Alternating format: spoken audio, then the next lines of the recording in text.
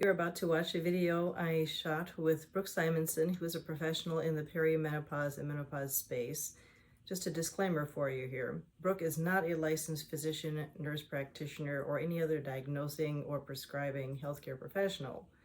The information provided in the video is for informational and educational purposes only and should not be interpreted as medical advice, diagnosis, or treatment. Viewers are encouraged to consult with their primary care provider or qualified healthcare professional regarding any personal health concerns or medical condition. Enjoy. I am switching over, and we've got our guest Brook Simonson here, who is a registered nurse and has started a business actually a while ago. So let's put our hands together, everybody, for Brook. And this is really exciting. If you are in your middle ages, sounds like something prehistoric. Anyhow, right. If you're middle-aged and you are female, let's just say this will probably interest you, because that is the crop of women that Brook deals with all the time. But seriously, now put your comments or questions in the comment section, please, because she'll be looking at this afterwards. So, Brook, first of all, welcome. Thank you. How did you choose to be a nurse when there's so many other ways to help people? I mean, really.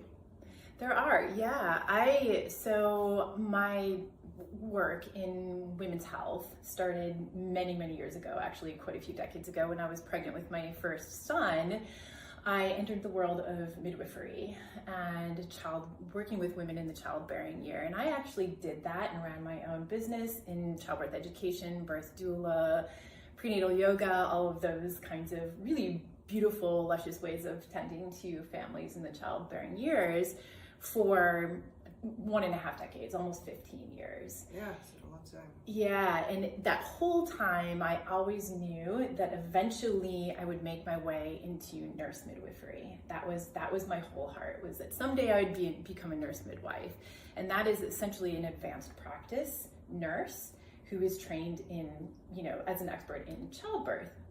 So that was my whole goal. So about in 2000 or so, as I was actually moving through a divorce and figuring out how to kind of restructure my life as a single mom, I decided that then was the time to actually put myself through nursing school. So I did that. It was actually during the pandemic, so it was a whole level of what the heck is going on, and figuring out clinicals as a nurse during the pandemic. It was pretty tricky, but it was also really, really amazing. It was a beautiful time to be entering medicine, and so I put myself through nursing school. Stressful time, definitely a stressful time, a unique time for sure. So I put myself through nursing school. Right out the gate, I became a labor and delivery nurse, which was exactly what I wanted. That was my whole heart was labor and delivery nursing, and then moving into nurse midwife. What was it about the labor and delivery that so appealed to you, given, did you have a fabulous experience yourself? Or? I did. Okay. I loved childbirth. In fact, as soon as I was done birthing both my babies, I was ready to do it again. I actually loved my experience of childbirth. It was very... Seriously. I don't hear that very often. I know, and it is a huge reason why I wanted to go into labor and delivery nursing, but also because that had been the world that I've been working in for so long. So before I even became a labor and delivery nurse, I attended around 450 births as a birth doula. So I'd already been working in that world, and a student midwife many years ago. So just there's something really beautiful and deeply spiritual about the process of childbirth. And I see it very much so as a rite of passage, and something to be deeply honored and revered, and perhaps not afraid of.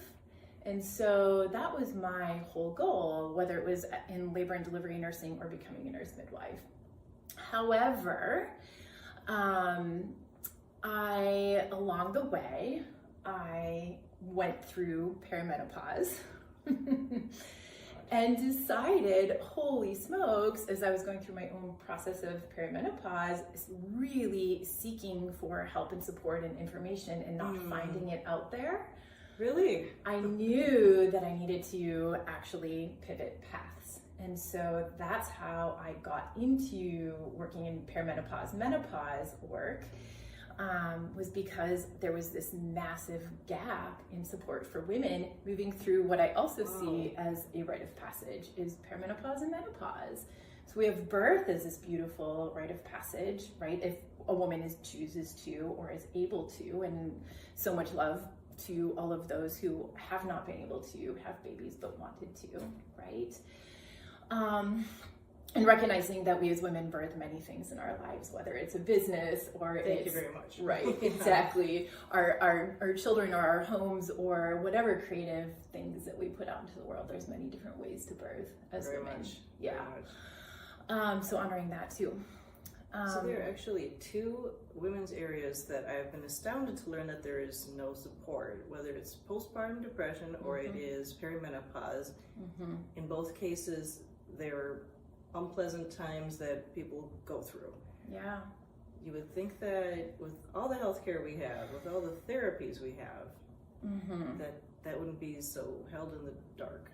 Woefully under-supported and under-researched as well. Luckily, right now in our modern medicine, there's a big shift that's happening in the world, both of postpartum, but also perimenopause, and also noting the commonality between these two is massive hormone shifts, right? So postpartum, a lot of the postpartum depression that we see has everything to do with hormone shifts and not supporting those, not recognizing these big hormone shifts that are happening.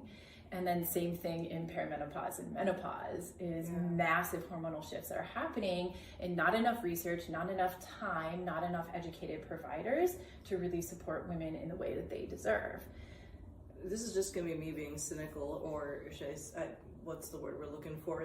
If there isn't a pill for it, maybe there is no mention of it. I mean, other than antidepressants, it seems like it's still in the realms of maybe naturopathy because you're dealing with supplements maybe, but especially with the talk therapy aspect. But that's what boggles me, that if we have therapists out there, they don't have any that are specialists in menopause?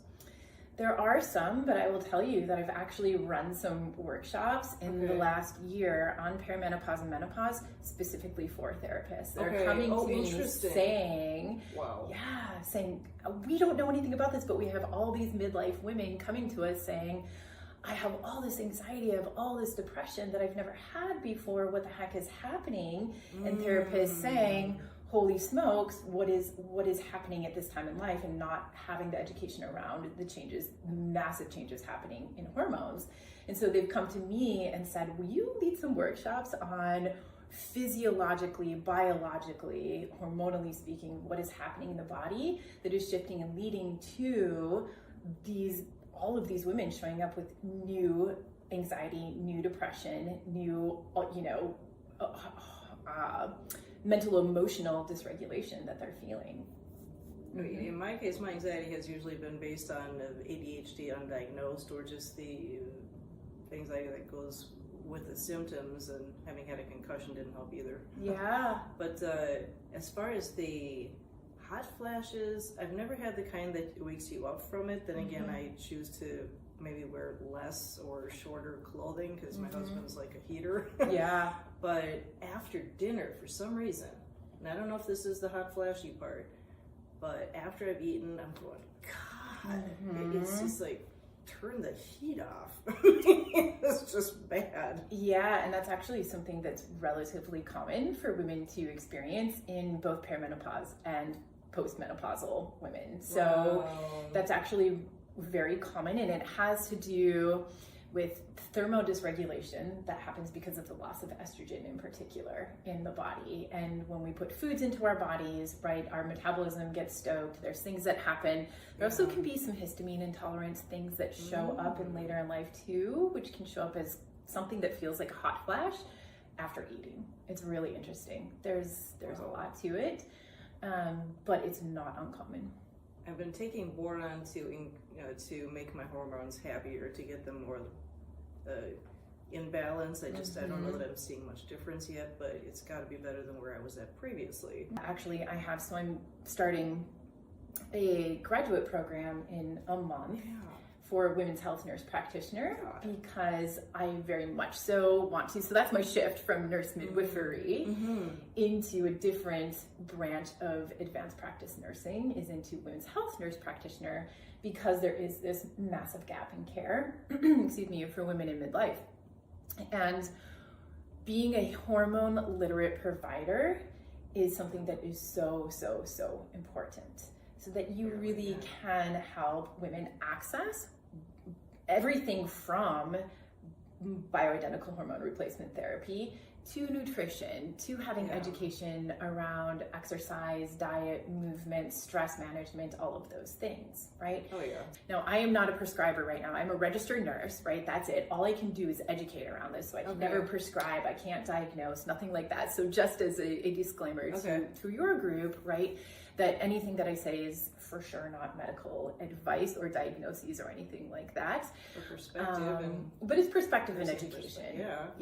Yeah. So as I closed my eyes yesterday after drinking some Fresca, realizing that it's got brominated vegetable oil in it and aspartame and I don't know what else, because we haven't had Fresca in so long, but I'm thinking, if this were our daily habit, yikes. And every once in a while, right? Every once in a while we get to, we don't have to be on guard all of the time and judging ourselves all of the time for doing everything just right. That's impossible standard to live with. Yeah. And stressful too, right? We need to have joy and feel like we're having fun in our lives as well. And that's a really important piece too. And Fresca, if that makes you happy every once in a while, and do it. It's like Brooke has an incredible social media presence. I mean, I've been watching her videos off and on, and she's walking her talk. She's outside most of the time when she's videoing, and she had told us during I think it was a webinar a couple months ago, to make sure that you spend the first few minutes of the morning outside however possible. I have taken that to heart. Yes. And I went on a nice walk outside the condo today thinking, it was... Okay, so it's 40 degrees today. That does help in Minnesota here. But wow, it's nice to see you walking your talk. But now with the hormone replacement therapy, is it basically like the practitioner gives you the pill in some cases? So for hormone replacement therapy, again, seeking support and diagnoses and all of the things, right, from the prescription from a hormone literate provider, not me. It typically comes, there's many different ways that it's called, modes of dosage, essentially modes of delivery. There's many different ways to do that with hormone replacement therapy. It's basically like being given birth control. It kind of, but it's very different. So that's what the difference between bioidentical hormone replacement therapy and birth control. They are actually molecularly different compounds. So they are not the same. Hormone or birth control is meant to, of course, prevent pregnancy. Right. It is prescribed from time to time for women that have really heavy bleeding in perimenopause, which can happen.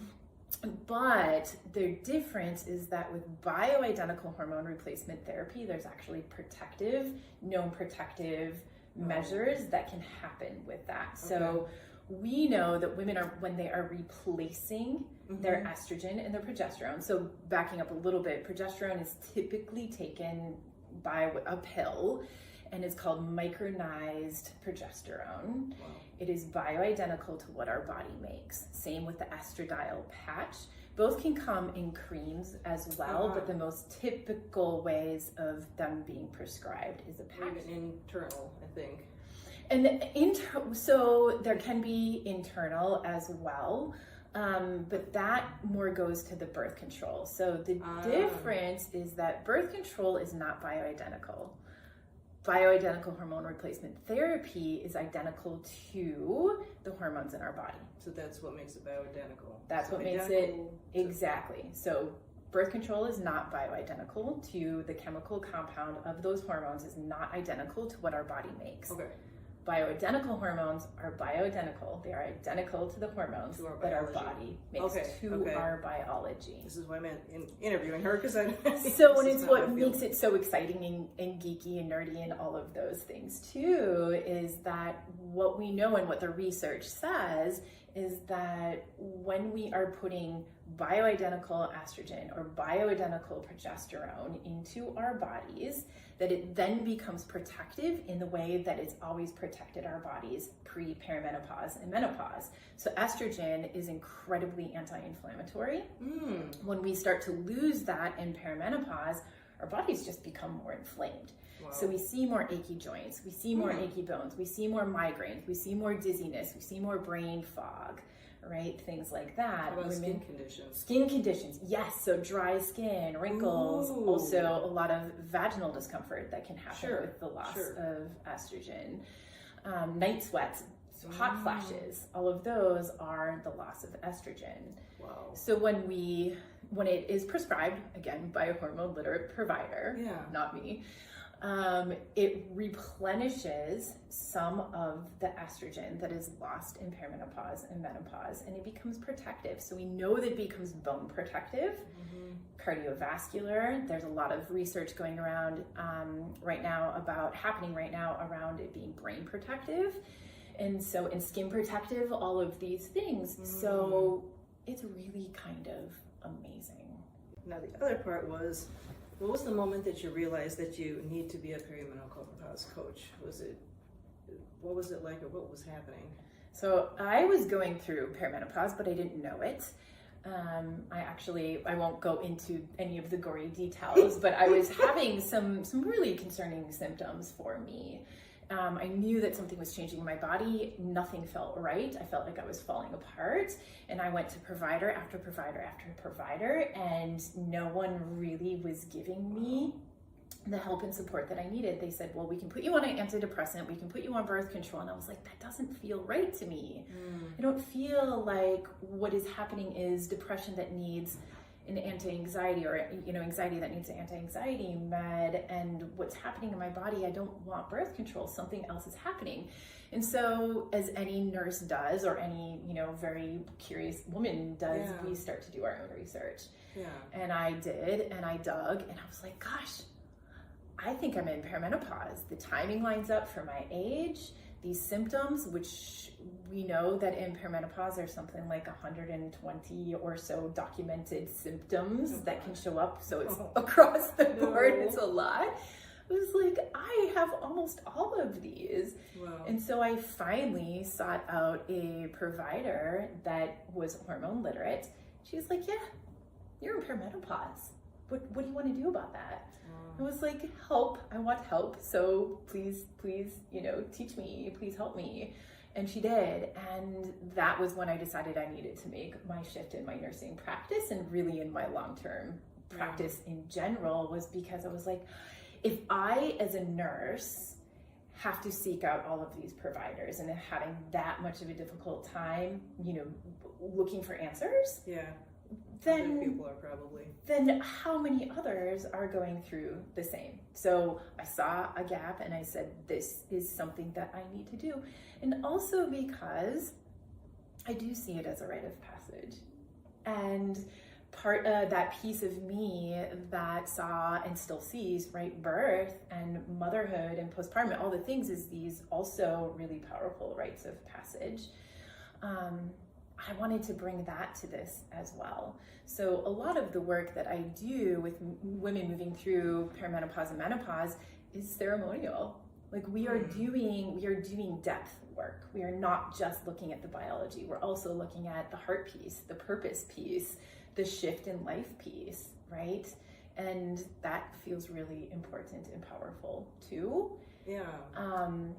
Because we don't have a lot of that. And what I'm finding is that when women come to me for that, and they sit down and we go through a guided meditation, or we sit in a circle and we're lighting candles and we're journaling and we're talking about what do I most want and need in my life going forward, right? They're like, I didn't even know that I needed ceremony. I didn't even know that I needed this kind of space held for me.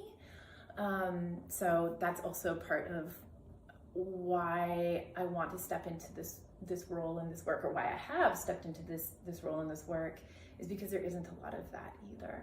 Did you give up your full-time job? I did. When did that nursing happen? Yeah, so I left bedside nursing June of, 2025. So June of 2023. Wow. So I've been doing full-time coaching for the last almost 2 years. Oh my gosh. Yeah. Congratulations. Thank you. That's amazing. But I'll be going back to bedside as a women's health nurse practitioner So, in due time. But in the meantime, that's yeah. incredible. And it's neat because she already had clout as a nurse. I mean, when someone gets to know her, I mean, they can always hire her outside of the hospital, which I hope is what happened. Because, I mean, you already have the relationship. They already trust your instincts and the science knowledge and the personality, etc. It's like the perfect way to hire a coach, having been served by them before in some way. Yeah. Is and actually my role is, my title is a nurse coach. So my coaching training is very extensive. I actually have 2 years of nurse coach training. So it's different than a health coach or a life coach that goes through a shorter program. I actually do in the state of Minnesota, when I'm working with clients in the state of Minnesota, I actually do work under my RN license. Good. So that's where it is really important when I'm talking to you that, you hear me say, I am not a provider, I am not a doctor, I am not a nurse practitioner, I do not prescribe, I do not diagnose, but I do educate. And I hold space. And that's a really important part of what I get to do, and a very meaningful part of what I get to do. What is the hardest aspect of it, especially given women get cranky at this time of their life? I mean, we get edgy. What would the toughest part be? Honestly, I think one of the toughest parts is women remembering that they are worthy to carve out time and space for themselves to come and work with me or to sit in circle with me. It's more that than it is actually working with any of the women. That's the easy part. Okay. The hard part is women going, yes, I am worthy of taking this time for myself. I'm worthy of spending money on myself in this way. I'm worthy of, putting this on my calendar and because for so many of us in midlife, a lot of us are tending to kids or big careers or partnerships or whatever it is, aging parents. And so carving out time for ourselves tends to remain something that is difficult. So I think that is the hardest part, is really helping women remember that they are worthy of taking time for themselves. This might seem like sacrilege to say, and I didn't exactly get permission for it, but people spend a lot on entertainment. I've noticed entertainment and gifts and events where they won't spend on themselves, like investing in themselves for what may not have a clear outcome to it, but special events they do. And if you were to see it as soul entertainment with education, it's once again, it might not sound like it's doing justice, but if you see it in a different way. I mean, I went through one of the sessions and I thought it's great entertainment and education and camaraderie. I've seen other people willing to pay for it when you go to a concert, for example, except for after that, then what? It was a wonderful event. You heard the person singing, but if you're willing to invest in a concert ticket, think about the fact that you have got lingering benefits after being in one of the groups. Is that fair to say? I mean, I think so. I think it is. It's, looking at prioritizing our time and our resources, and no one has a coaching budget, right? Nobody has a budget where it's like, I have a coaching budget or a women's circle budget. We don't have that. But it is a matter of prioritizing time and space and resources for yourself, right? And just going, I'm worth it. I'm worthy. I'm worthy of this. I'm worthy of the support. I'm worthy of, being held and heard and in connection and community with other women. And so that is, yes, I actually have a group starting this coming Monday that I'm holding in my home. So in this space, actually, we're going to be meeting and doing everything from the ceremony piece to the education piece on what the heck is happening in perimenopause and menopause, but also sitting in circle and in ceremony. So we light candles and we journal and we go through guided meditations. And I have a breathwork facilitator that's coming in and all kinds of really amazing stuff. So it's equal parts education and then equal parts just slowing down and remembering to breathe. right? Just remembering to breathe. Yeah. Can it be covered by your HSA account? It can. Oh, did you hear that? It Yes. can be counted. You can use your HSA account for this. Yes. And I don't know, you could always check with medical assistance. Do you know whether any of that is? I don't know about medical assistance. I Check. haven't had, Check. yeah, it's more HSA. Mhm. I can be covered. The health savings account, check on Yeah. whether, what amount you have, and then check, is it your website or your Facebook page or? Through my website, I mean, you can get to my website through my Facebook page too. illuminate.collective.com. Yeah. And then the other one was, oh my gosh. Oh, I couldn't read my own writing for a second. Given that you're a single mom, what do you do for fun, whether it's the three of you or, well, four if you include The dog. Dawson, okay. Seriously, what does fun look like? So, I mean, fun to me is not strapping on my hiking boots and going out for a walk, a hike. Theoworth Park is very close to my house here, and so spend a lot of time there. We have mountain bikes. They have amazing mountain bike trails at Theoworth that we love. Hanging out, cooking food, eating together. We have a beautiful cabin space that my boys and I travel to often, and that's where they are 7th generation at the cabin, which is pretty phenomenal. Wow. So it has big, deep roots and a lot of family and a lot of memories and history and water and trees and skiing and hiking and mushroom picking. Mushroom picking. Oh my gosh. Wow. Like what kinds do you have? Mostly chanterelle is what we pick at the cabin, what we hunt for. There's some morel, but mostly chanterelle. Oh. And then you were talking about hiking, and you used, I think, a weighted vest. I do. I have it hanging right there. What's it like? I love it. So I don't go super far with the weighted vest. Yeah. But if I'm, working around the house, or if I'm gardening, or just going for a shorter walk, I'll use the weighted vest. But it is really good for stabilization. I love how it feels like it actually draws my shoulders back. I have a little bit better posture, stabilization of the spine and the hips, and it just makes me more mindful of how I move. But it adds about, I think mine is 12 pounds, so it adds more resistance to a walk. So it does help to build muscle. Yeah. Yeah. Is there an affiliate link or anything? I don't have an affiliate link. Yeah. I would check into that, because if you're using it already, right. If you really like something, ask the manufacturer if they want to start an affiliate program. Yeah. Yeah. I'm all about monetize it if it works, and if you're using it anyway, But and last question: what is something quirky about you that maybe people would say, really? Quirky about me? Oh gosh, this is a very quirky thing about me. And maybe there's somebody that will diagnose me after this. I often, when I am walking, I count my steps. Really? It's maybe a meditative thing too. It's just like counting my steps, and then I'll get lost in thought and I'll uncount and start over again. But sometimes I'll count my steps when I'm walking. No idea why. Rhythmic thing. I think it's a rhythmic thing. Moving meditation. Ooh. So 1, 2, 3. So weird. Wow. So this is going to be on my the Lily channel for a couple days, and then it will be moved to the opening of the Patreon channel. I'm really excited. Fun.